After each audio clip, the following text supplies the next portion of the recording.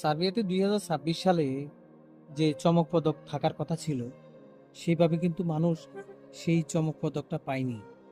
যেমন সার্বিয়াতে 2026 সালে 1,40,000 শ্রমিক নেওয়ার তারা প্রতিশ্রুতি দিয়েছিল, সেটা কিন্তু বাস্তবায়ন হয় নাই।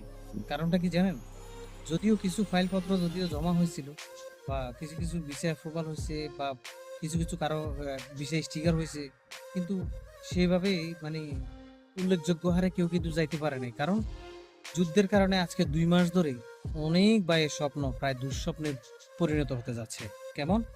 আপনার অনেক ভাইয়ের ভিসা স্টিকার হইলেও বা ভিসা অ্যাপ্রুভাল হইলেও তাদের ফ্লাইট হচ্ছে না, তারা যেতে পারছে না। কারণ ইরান ইসরায়েলের আমেরিকার যুদ্ধের কারণে প্রচুর ক্ষতিগ্রস্ত হয়েছে বিভিন্ন এজেন্সিরাও। আমরা যে শুধু ক্লায়েন্টদের যে ক্ষতিটা হচ্ছে সেটা দেখবো তা না। এখানে মানে হাত নাই, কারো হাত নাই। কারণ যুদ্ধ বলে কই আসেনি। এই যুদ্ধের ব্যাপারটা আপনারা সবাই জানেন। ইরান ইসরায়েলি যুদ্ধের কারণে প্রচুর ক্ষতিগ্রস্ত সারা বিশ্ব।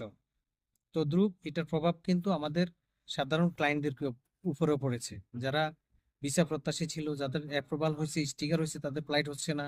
বিভিন্নভাবে বিভিন্ন সমস্যার সম্মুখীন হতে হয়েছে। তো আল্লাহ যদি সবার সহায় হয়, খুব শীঘ্রই হয়তো এই সমস্যাগুলো ইনশাল্লাহ সমাধান হয়ে যাবে। সে পর্যন্ত অপেক্ষা করুন, আমি নতুন আপডেট নিয়ে আসবো আপনাদের সামনে। ভালো থাকবেন, চ্যানেলটি সাবস্ক্রাইব করবেন। যদি উৎসাহ না প্রদান করেন তাহলে কিভাবে আপনাদের সামনে আবার আসি বলেন?